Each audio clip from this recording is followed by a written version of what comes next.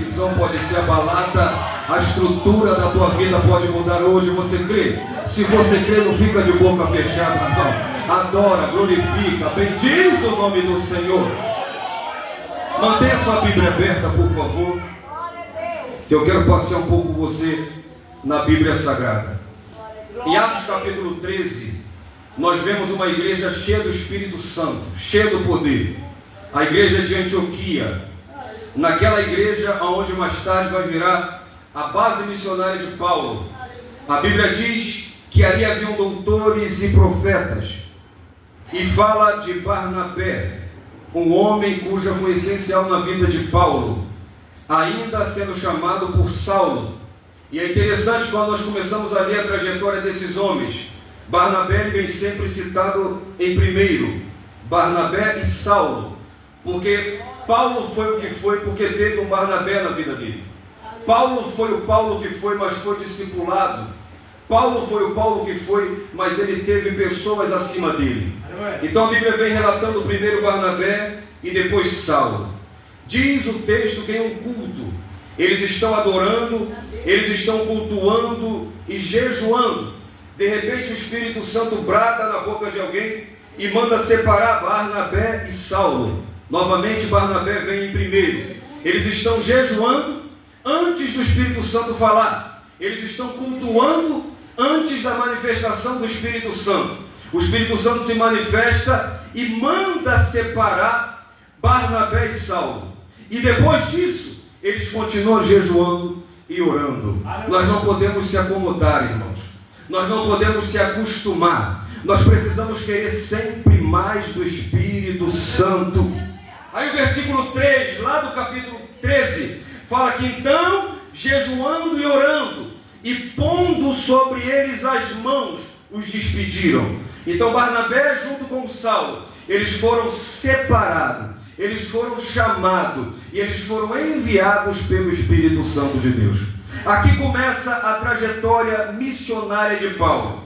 Aqui começa o ministério de Paulo. E o ministério de Paulo não vai começar diferente. Vai começar com jejum, adoração e oração. Aleluia. Paulo então começa a sua primeira viagem missionária. Barnabé está com ele. E sempre que você lê, Barnabé vem sido citado primeiro, porque Barnabé é o líder. Versículo 7, Barnabé e Saulo. Mas quando chega no versículo 9, Saulo passa a ser chamado pelo nome de Paulo. E não é uma troca de nome. O nome de Saulo é o mesmo que Paulo, porém Saulo é no hebraico, Paulo é no grego. E Paulo, cheio do Espírito Santo, ele começa a partir do versículo 43 ser citado na frente de Barnabé. Antes é Barnabé e Saulo, agora é Paulo e Barnabé. Não é questão de preferência, não é questão de ser melhor, é questão de chamado. Paulo tem uma chamada para a liderança. E agora os dois vão partir. E após a primeira igreja, a primeira viagem missionária, depois de abrir muita igreja junto, eles voltam. E é interessante que os dois estão numa ligação. E eles decidem voltar para uma segunda viagem. Nessa viagem, eles querem visitar as igrejas que eles abriram na primeira viagem. Só que nesse percurso acontece algo. A Bíblia diz que Paulo e Barnabé vão discutir. Paulo e Barnabé vão contender. E por quê? Porque Barnabé quer levar alguém nessa viagem, chamado João Marcos. E Paulo não quer levar João Marcos. Porque lá no capítulo 13, versículo 13, esse João Marcos abandona a missão. Ele volta para Jerusalém. E por isso Paulo não quer mais levar ele. E por isso eles vão contender, vão discutir. Só que quando eu leio a Bíblia, lá em 2 Timóteo capítulo 4, versículo 11, Paulo agora está só. Paulo está marcado para morrer. Paulo está preso. Paulo faz uma chamada a Timóteo. Ele diz assim: só Lucas está comigo. Traga Marcos com você, porque ele é muito útil para o ministério. Cuidado com quem você despreza hoje, porque amanhã pode fazer falta na sua vida. Agora Paulo está precisando daquele que ele não quis levar. Por quê? Porque ninguém está com Paulo. Porque abandonaram Paulo. Mas o fato é que agora Barnabé e Paulo se separam. Barnabé vai para um lado e leva João Marcos. Paulo vai para o outro lado e ele leva com ele um homem chamado Silas. Começa a desenrolar dessa história. A Bíblia diz no capítulo 16 que eles vão para a Ásia. E o versículo 5 diz que Timóteo se ajunta com eles. Eles então vão começar essa viagem missionária. Paulo e Silas. A Bíblia fala que eles passam por Troade, eles passam pela Frígia, eles chegam na Galácia e são impedidos pelo Espírito Santo de pregar. O Espírito Santo impede de pregar. É contraditório, é estranho, mas o Espírito Santo impediu eles de pregar. O versículo 7, eles tentam ir para Bitínia, mas o Espírito Santo não lhes permitiu. O Espírito Santo impede de pregar. O Espírito Santo impede de ir para onde eles querem. Porque quem tem uma chamada do alto, quem é direcionado pelo Espírito Santo de Deus, quem é separado, ungido, é cheio do Espírito Santo, vai falar o que ele quer, vai ir para onde ele quer. Você não fala mais o que quer, você não anda por onde você quer, porque aquele que te chamou é aquele que te guia, é aquele que vai botar a palavra na tua boca. Não adianta querer falar o que quer. É interessante, porque às vezes a gente está com um negócio na cabeça, às vezes a gente quer falar um negócio, é bonito, é legal, mas o Espírito Santo vem com outra coisa totalmente diferente, e você às vezes diz, mas não é isso que eu quero falar. Mas Deus diz, mas quem manda não é você, não é você que faz, não é você que manda, a palavra não é tua, e é isso que a gente tem que entender. O púlpito da igreja não precisa de pregador cheio de si, mas de pregador cheio do Espírito Santo. As ruas da nossa casa, da nossa igreja, do nosso bairro, não precisa daquele que se acha, mas daquele que acha que precisa do Espírito Santo. Ele guia, ele capacita, ele direciona, ele impede, ele faz o que quer, porque a igreja dele, ele comprou com o sangue dele, é ele que manda, é ele que está aqui e a gente obedece. Aleluia! Seja guiado pelo Espírito Santo. Seja dependente do Espírito Santo. Dependa dele para falar, dependa dele para andar, dependa dele para ir, dependa para vir. Se for para ficar quietinho no teu canto sentado, dependa dele. Se for para ficar na portaria, dependa dele. No teu trabalho, dependa dele. Baterista, dependa sempre do Espírito Santo. Quem está na guitarra, dependa sempre do Espírito Santo. Quem está aqui dentro, quem está lá fora pregando o Evangelho, seja dependente do Espírito Santo. Aí Paulo, cheio do Espírito Santo, tem uma visão. Um varão que diz para ele, passa para Macedônia e nos ajuda. Tem alma gritando, clamando por socorro. Tem gente lá fora querendo uma palavra. Tem gente lá fora clamando, e o Espírito Santo vai mostrar para eles, e eles vão entender para onde é que o Espírito Santo quer que eles vão. Aí eles vão para Macedônia. E é interessante, eu estava lendo um pouco, e quem escreve Atos, você sabe que é Lucas. E Lucas, ele está contando uma história. Mas quando chega no versículo 10, Lucas se inclui na história. Lucas para de dizer eles foram, vão, vieram, fizeram. E agora Lucas começa a escrever nós fomos, nós fizemos, nós viemos, nós fizemos. Sabe o que isso significa? Deus não quer que você apenas conte a história dos outros, mas Deus quer que você tenha história com Ele para contar. Deus quer que você tenha intimidade, Deus quer que você tenha história, Deus quer que você tenha testemunho com Ele. Chega de contar só a história dos outros, e hoje Deus vai mudar teu quadro para você passar a contar a tua história. Tem história com Deus. Aí ele começa a se incluir. Agora Lucas não conta mais a história dos outros, mas ele conta a história dele. Agora eles vão chegar em Filipos. E Filipos era uma cidade muito importante. Filipos era uma cidade portuária, era uma cidade rica. Filipos era chamada da menina do Oriente. Filipos era uma colônia romana. Filipos era a cidade. E diz o texto que eles vão ficar ali por alguns dias, no versículo 12. Alguns dias eles vão passar naquela cidade. E mexe comigo o versículo 13. Porque eles chegam naquela cidade. E a primeira coisa que eles fazem é, sabendo que perto de um rio havia um lugar de oração, eles vão procurar um lugar de oração. Aleluia. Eu entendo o primeiro segredo de Paulo e Silas. O primeiro segredo deles é: eles não começam a orar quando estão no cárcere. Eles não esperam a porta trancar para começar a orar. Eles não esperam quando tudo está dando errado para começar a orar. Eles têm vida de oração.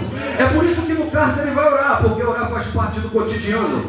É por isso que ora quando está mal, porque quando está bem ora. É por isso que ora quando tudo está dando errado, porque oração faz parte da vida deles. Deixa eu falar um negócio para você. Não deixa para vir para o culto de libertação quando tudo estiver dando errado. Não deixa para orar quando você estiver precisando. Oração não é quando você precisa. Oração é quando você entende que depende de Deus.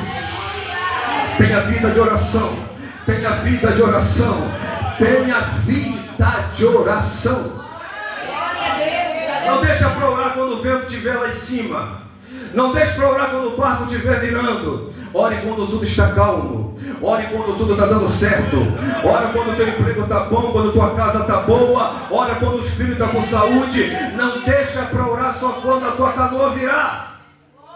Eles têm vida de oração. Aí eles vão para a margem do rio, para o lugar de oração. E a Bíblia diz que no lugar certo eles fazem a coisa certa. Eles vão pregar o Evangelho. E a primeira alma de Filipos, uma menina empresária chamada Lídia, ela se converte. E ela e toda a casa, isso é interessante, toda a sua casa é batizada com ela. Significa que eles vão ganhar toda a família daquela mulher para Jesus. E na casa dessa mulher vai nascer a igreja de Filipos. Aí no versículo 16, já foi para o rio, já orou, já ganhou alma, está tudo bem, está tudo certo, vamos voltar para casa? Não, diz a Bíblia que eles voltam para o local da oração. É o segundo segredo de Paulo e Silas. O ambiente não muda as atitudes deles. Eles não param de orar por causa de quem está perto deles, mas quem está perto deles vai passar a orar por causa deles. Deus não te chamou para ser mudado pelo ambiente. Deus te chamou para mudar onde você está. Deus te chamou para mudar o teu trabalho. Deus te chamou para mudar a tua casa. Deus te chamou para mudar a tua família. Deus te chamou para mudar o ambiente aonde você está.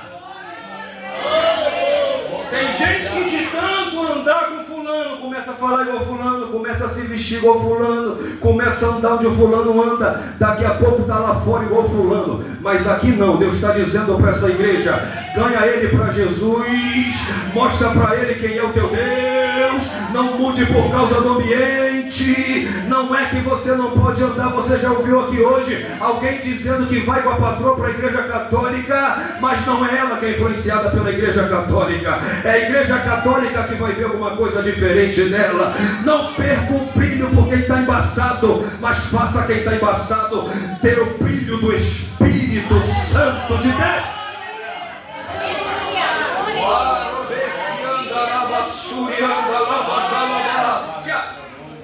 Olha que interessante, olha só. É por isso que no cárcere vai ter oração. Porque esses camaradas olham em qualquer ambiente mesmo. Esses caras aqui, eles olham em qualquer lugar. Eu lembrei de Daniel. Saiu o decreto selado pelo rei. E Daniel, estou nem aí. Eu oro 3 vezes por dia, vou continuar orando. E detalhe, janela aberta, quem quiser passar pode ver. Porque eu não mudo por causa de quem está perto de mim. Mas eu vou mudar. Pode ser império, pode ser rei, pode ser governador. Eu creio no poder da ação do Espírito Santo de de Deus. E quem está perto vai ser mudado. A tua família vai aceitar Jesus. O teu marido vai entrar por essa porta. A tua esposa vai aceitar Jesus. A tua família vai se converter ao Evangelho. Porque o ambiente vai ser mudado. O cenário vai ser mudado. O ambiente vai ser mudado através do que você está sendo no ambiente. O ministério deles começa lá em Atos 13 com oração. Quem é fruto de oração não sabe viver sem oração. Quem nasceu no meio de oração não deixa de orar. Eles entendem esse segredo. Aí olha que interessante, para a gente correr, para não passar do horário. Quando eles vão para lá, uma jovem escrava com espírito de adivinhação. Aí Lucas acrescenta, versículo 16, o qual adivinhava, e ele acrescenta mais, e dava muito lucro aos seus senhores. Eu falei que não ia falar esse negócio. Eu lembrei da internet, eu lembrei de umas igrejinhas que tem aí. Uma vez falaram para mim, vamos na igreja tal ali que o cara adivinha teu CPF. Eu já sei meu CPF, eu preciso de alguém para adivinhar. Irmão, revelação não é adivinhação. Deus não trabalha com adivinhação, Deus revela. Aqui tem revelação, tem profecia, tem palavra. Aí olha só, ela começa a seguir ele gritando, e me chama a atenção que ela grita. Esses homens que nos anunciam o caminho da salvação são servos do Deus Altíssimo, versículo 17. O espírito é maligno, está falando a verdade. Tá? Ah, se fosse um pregador de hoje. Olha o ego do cara. Não, esse cara está pregando, olha. E diz o texto que ela faz isso por muitos dias. Aí eu lembrei de Jesus, Marcos 1, 24. Os demônios viram para Jesus e falaram assim: eu bem sei que tu és o Santo de Deus. Aleluia. Qual é a resposta de Jesus? Cala-te e sai. Cala-te e vai embora. Aleluia. Porque elogio é bom. Ela está elogiando, está falando a verdade. Só que de onde vem o elogio? Cuidado quando o mundo te elogiar demais. Aleluia. Aleluia. Paulo se incomodou com o elogio de Satanás e ele voltou-se para o espírito maligno. Paulo sabia a fonte. Aí Paulo diz assim, em nome de Jesus eu ordeno que saia dela, e na mesma hora saiu. Aleluia. É o terceiro segredo de Paulo. Ele sabe ser independente de Deus. Ela está levantando o ego dele, mas ele está dizendo, em nome de Jesus eu faço no nome dele.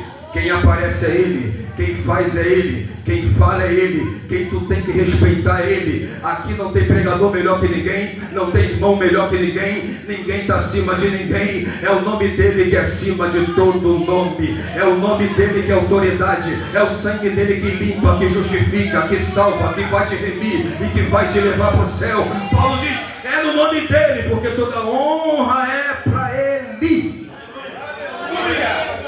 Romanos 13, Paulo fala, dá honra a quem tem honra. Ser grato, saber honrar o homem, é bíblico.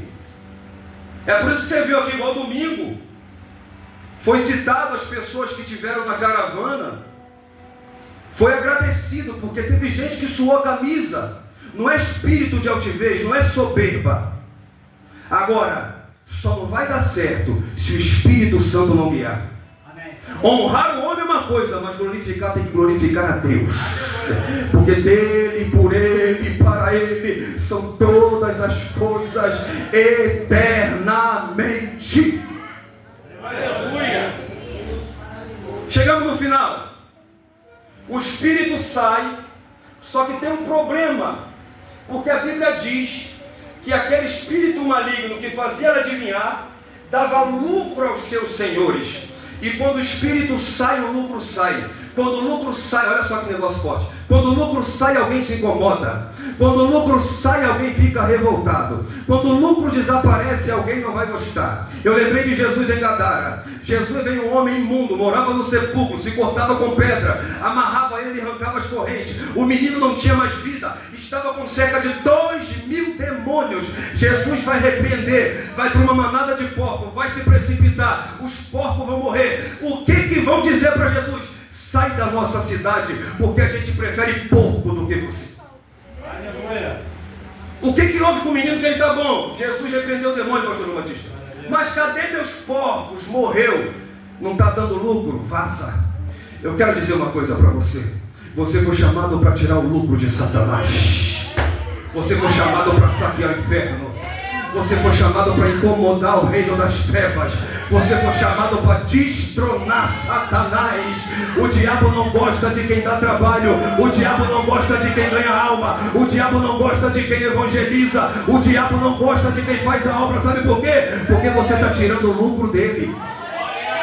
Crente foi chamado para saquear o inferno, para tirar gente que está na mão do diabo e trazer para cá, para dentro.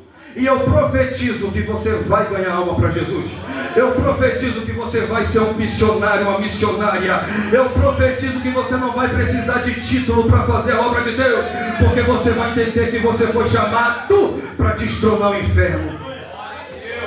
Atos 19, Paulo está lá em Efésio. A Bíblia diz que ele vai pregar. Um monte de gente vai se converter. Um monte de gente que era da feitiçaria vão tudo levar o livro para a praça da cidade, vão queimar os livros. Aí teve alguém incomodado com o lucro, foram fazer o cálculo, foram ver o prejuízo, e Lucas diz que 52.000 moedas de prata foi o prejuízo. Porque sempre vai ter alguém incomodado com o prejuízo.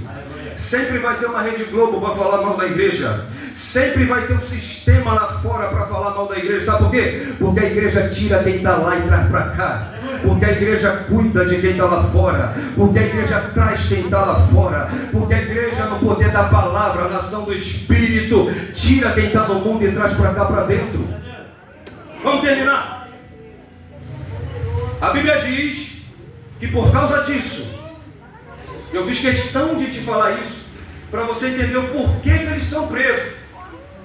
A revolta é tanta que pegam Paulo e Silas e arrastam eles pela cidade. A Bíblia diz que vão levar eles para a praça, e lá vão chamar as autoridades, vão fazer falsas acusações contra Paulo e Silas. Uma delas é perturbação da paz. Estão disseminando falsos costumes. A multidão vai se levantar unida contra eles. Vão mandar açoitar eles em praça pública com varas. Depois de muitos açoites, vão lançar eles na prisão. Aleluia. Aí está a gente aqui achando que está difícil. Eles estão aonde Deus quer, fazendo o que Deus quer. Eles estão na direção do Espírito Santo.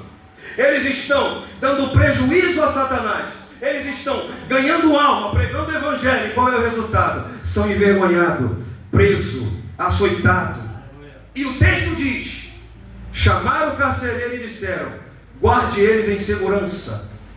E o versículo 24 diz que o carcereiro, tendo recebido tal ordem, os lançou no cárcere interior, na prisão de segurança máxima, e prende os pés deles no tronco. Porque lá fora pensam que podem limitar quem tem conexão com o céu. Aí esses camaradas estão lá, mãos e pés atados, preso, machucado, envergonhado, limitado. Já passaram vergonha no meio da rua, está tudo dando errado. As costas estão feridas, foram lanhados, foram machucados, foram envergonhados. E perto da meia-noite, Paulo e Silas tramaram a fuga. Correto? Paulo e Silas estavam murmurando. Desse andarabacalabácia.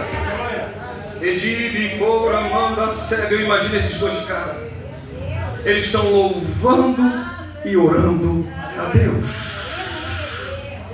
Aí a gente dá uma topada, murmura, faz gabinete, fala que não vai vir mais, se desvia. Olha isso. É a combinação que o diabo não gosta. Presbítero Leif.